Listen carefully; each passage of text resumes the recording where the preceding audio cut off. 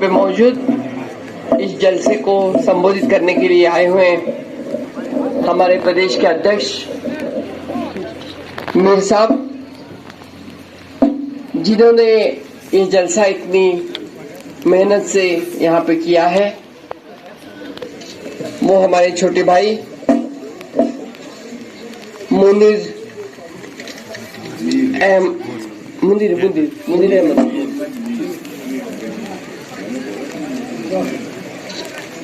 हाजी अब्दुल रशीद साहब, वानी साहब, मगरे साहब, सुरेंद्र चैनी जी, उमर जान जी, करफीन चौधरी जी, जो महिला कांग्रेस की हमारी महिलाएं आई हैं, सायरा जी, शमीमा जी, प्रोफेसर जहांगीर,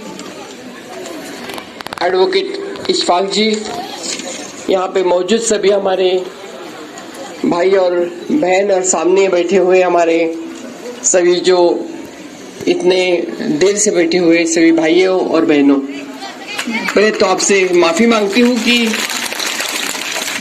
जो देरी हुई उसकी आप क्षमा करेंगे। और सामने बैठी हुई जो हमारी छोटी बहन जो यहाँ से बोलती जा रही है, उनको देख के मुझे ऐसा लग रहा है कि जिस चीज को खोजने के लिए हम यहाँ इतनी दूर आए हैं महाराष्ट्र से, वो चीज हमें यहाँ आके मिल गई है। और मैं हमेशा, क्योंकि मैं खुद महिलाओं के बीच में काम करती आई हूँ, और हमेशा मुझे ये लगता है कि अगर यहाँ पे कोई बदलाव आएगा तो वो महिलाएं ला सकती है। और वो जो चीज हम बदलाव की बोलते हैं, जो महात्मा गांधी ने एक बार कही थी कि हर बदलाव के लिए महिलाओं के सिवाय ये बदलाव नहीं हो सकता, और जो इंदिरा गांधी ने दिखाई है, जो सरोजिनी नायडू ने उसकी स्वतंत्रता के संग्राम में दिखाई थी, जो सोनिया गांधी ने दिखाई है, और जो आम तौर पे आप जैसी महिलाएं दिखाएंगी, वो बदलाव की तैयारी अभी हमने शुरू करनी है, ये मुझे लगता है।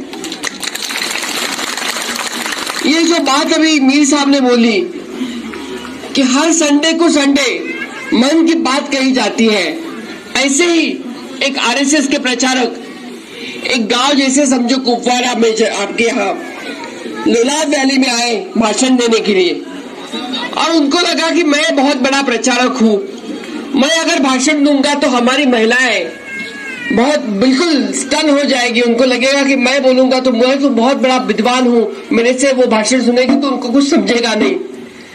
तो हमारी ये जो सामने बैठी हुई महिला है, तो महिलाएं आती है तो एक गाड़ी के होती है तो तेल खत्म होता है, आगे कोई उनको पेट्रोल का पंप दिखता नहीं है, भाषण देने के लिए तो उनको जाना होता है, तो बोलते कि मुझे तो टाइम नहीं है। तो मेरी महिलाएं जो होती है वो अपनी बैलगाड़ी में आती है। बैलगाड़ी समझते हैं आप क्या होता है? हमारे यहाँ बैलगाड़ी ज्यादा इस्तेमाल करती है। तो वो महिलाएं बोलती कि चलो भैया आपको हम हमारी गाड़ी में लेके जाते हैं। तो बोलते ठीक है, वैसे भी मेरी गाड़ी तैयार होने दे रहे हैं तो आप हमारी गाड़ी में आइए। तो वो बेचारे सदग्रस्त विद्वान आरएसएस के होते हैं, वो उस गाड़ी में बैठ जाते हैं, बार बार घड़ी को देखते हैं। तो वो जो आपके सामने हुई हमारी जो बहन बैठी हुई होती है, वो चालाक होती है, वो बोलती कि भैया हमारे पास आधा घंटा वक्त है, हम आपको एक सवाल पूछेंगे, उसका जवाब आपको देना आएगा तो हम आपको 10 रुपए दे देंगे। तो उनको हंसी आती है, वो बोलते हैं आप क्या सवाल बोलते हो, बोलेगी आप तो इतनी छोटे से गांव लोलाब वैली से आती है, आप मुझे क्या सवाल पूछेगी? तो वो बोलते कि हाँ बिल्कुल 10 रुपए दे दिए आपको, आप कोई भी सवाल पूछिएगा। लेकिन बोलती है अगर आपको वो सवाल का जवाब नहीं आया तो आपको हमें 100 रुपए देने पड़ेंगे। तो वो बोलते कोई बात नहीं है, आप पूछिए सवाल। तो बोलते हम तो बहुत अनपढ़ लोग हैं, यहाँ रहते हैं वैली में, जम्मू कश्मीर जैसे क्षेत्र से आते हैं। तो वो विद्वान को पूछते हैं कि भैया ऐसे कोई पशु पक्षी या जानवर का नाम हमें बताइए कि जो तालाब में भी चलता है, तैरता है, जो आसमान में भी घूमता है, विहार करता है, और जो जमीन पे भी चलता है, ऐसे किसी का नाम हमें बताइए। तो फिर वो बेचारे विद्वान गृहस्थ होते हैं, आरएसएस के विद्वान होते हैं, वो अपना खोजना शुरू करते हैं कि ऐसा कौन सा पशु पक्षी या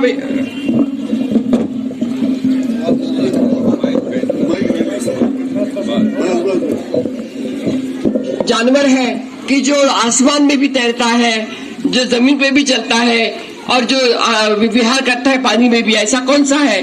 तो वो बहुत देर तक उसके ऊपर सोचते हैं और जैसे ही लोनार वैली सामने आती है, जैसे ही उनका जलसे का समय आता है तो वो बोलते कि बहन मुझे तो इसका जवाब मालूम नहीं, आप ही हमें बताइए।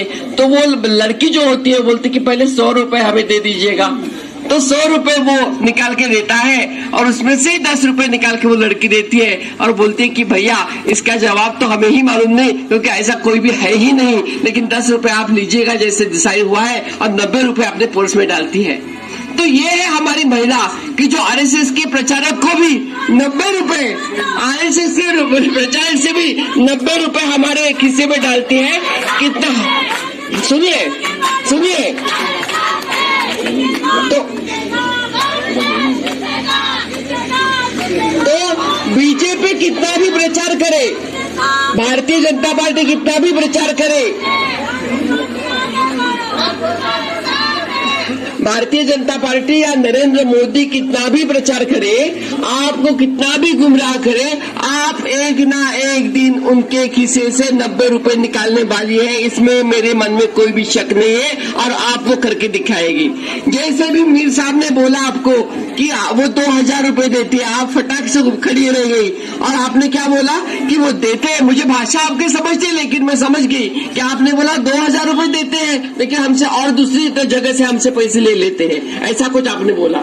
तो यही बोला आपने, तो वो आप समझिए वो क्या कर रहे हैं, वो आप समझ रहे हैं और उसकी उतनी समझ आप लोगों में है। और मुझे लगता है आने वाले दिनों में यही समझ आपके काम में आएगी और आप उन लोगों को सबक सिखाएंगे और वो जो दिन ज्यादा दूर नहीं है। मुझे एक ही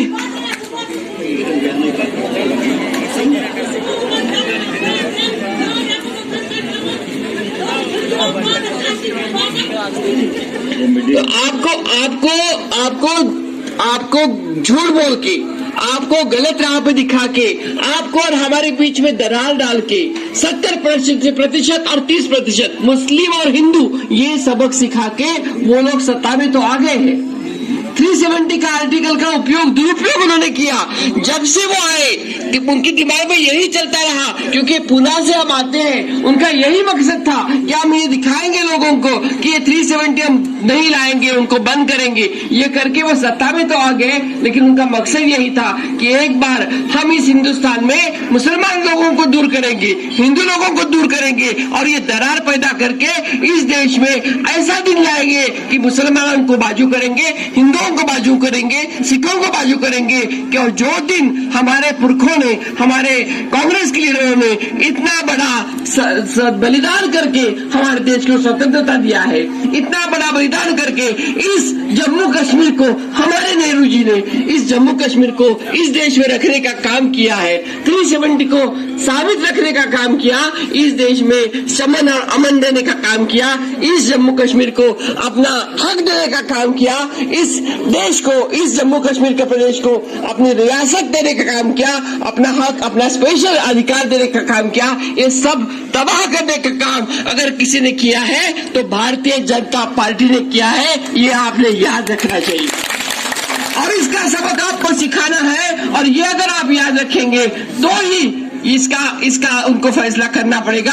और ये कांग्रेस पार्टी ने, जब उनकी पहली मीटिंग हुई, मुझे लगता है मीर साहब भी उस मीटिंग में आए थे, कांग्रेस पक्ष पार्टी ने यह फैसला किया कि अगर इस वक्त में जम्मू कश्मीर को क्या चाहिए, तो इस वक्त में जम्मू कश्मीर के लोगों को अपना स्टेटहुड चाहिए, अपना प्रदेश चाहिए, अपना रियासत चाहिए, हमें यूटी नहीं चाहिए। ये हमने फैसला किया था, सोनिया गांधी ने फैसला किया था, राहुल गांधी ने फैसला किया था, डॉक्टर मनमोहन सिंह ने फैसला किया था और हमने एक फैसला करके एक निर्णय लिया कि अगर हमें लड़ना है इसके आगे तो 2019 में 5 अगस्त के बाद में ये फैसला किया गया कि हमें इसको अपना स्टेटहुड देने की आवश्यकता है। हमें इस प्रदेश के जो हमारे नौजवान सामने बैठे हैं उनको अपनी नौकरी देने का अधिकार हमें देने के लिए लगता है। ये कांग्रेस का मकसद है, वो हम देंगे। और तीसरी बात, जो जमीन हमारी है जम्मू कश्मीर के लोगों की, वो जमीन का अधिकार हमें रहना है, वो जमीन का अधिकार लड़ने की तैयारी हमें करनी है। और ये तीन चीज लेके कांग्रेस लड़ेगी और ना कोई हम जाति जाति में फर्क करेंगे, ना धर्म धर्म में लड़ाई लड़ेंगे। हम अपना जो मूलभूत अधिकार है कांग्रेस का, जो कांग्रेस लड़ती आई है इतने सालों से, उसी के लिए 130 सालों की हमारी पुरानी पार्टी उसी के लिए लड़ेगी। हम किसी भी चीज के लिए हमारी पार्टी का जो हमारा योगदान है वो भूलेंगे नहीं। और अगर छोटे मोटे लोग जो यहाँ पे जिक्र मीर साहब ने किया, वो अगर छोड़ के जाए कोई फर्क नहीं पड़ता। हजारों हमारे ये बच्चे जैसे जिसने प्रोग्राम आज दिया है, मुंदिर जैसे बच्चे पैदा होंगे। जब बहुत अंधेरा होता है, एक छोटा ही लाइट दिया काफी होता है। अंधेरा आया, ये हमारा दिया जलने शुरू हो गया, और ये दिया ही बहुत काफी है हमारा। ये दिया अंधेरा दूर करेगा, ये मुझे जैसा लड़का अंधेरा दूर करेगा, ये मुझे बहुत इसके ऊपर। और आज सोनिया जी को, राहुल जी को जरूरत है तो मुंदिर जैसे लड़कों की जरूरत है। हमें बड़े बड़े लीडरों की जरूरत नहीं है। ये लड़के अगर तैयार हो जाएंगे तो इसको लड़के हजारों लड़के बाहर आ जाएंगे, क्योंकि कांग्रेस को ऐसे लोगों की जरूरत है। ऐसे लोगों ने शहादत देके कांग्रेस खड़ी हो गई है। बड़े बड़े लोग सिर्फ आज तक बड़े बड़े आसनों पे आके बैठे, उन्हें बड़े बड़े कुर्सियां समानी है, लेकिन ये लड़कों को कुछ नहीं मिला। लेकिन ये लड़के आज सामने आके कांग्रेस की लड़ाई, कांग्रेस का झंडा हाथ में लेकर अपनी लड़ाई लड़ने के लिए तैयार है। इसलिए हमें इनके लिए हमें अच्छा लगे। फिर एक बार आपसे माफी मांगते हैं कि हमारे लिए आपको तकलीफ झेलनी पड़ी, 1 घंटा आपको रुकना पड़ा, और यहाँ आके बहुत अच्छा लगा। खास तौर पे हमारी महिलाएं जिस तरह से आगे आती है, और महिलाएं जब आगे आती है उसके पीछे आप जैसे भाई पीछे है, इसलिए उनकी हिम्मत होती है बोलने की। क्योंकि महिलाओं को दबाने का काम पुरुष करते हैं, उनको दबाते नहीं है, इसलिए वो बोलती है। इसलिए आपको भी हम आभार करते हैं व्यक्त, और यहाँ पे आपने जो हमारा सम्मान किया, ये फिरन डाली, इसके लिए आपका धन्यवाद देते हैं। धन्यवाद। जय हिंद, जय जम्मू कश्मीर।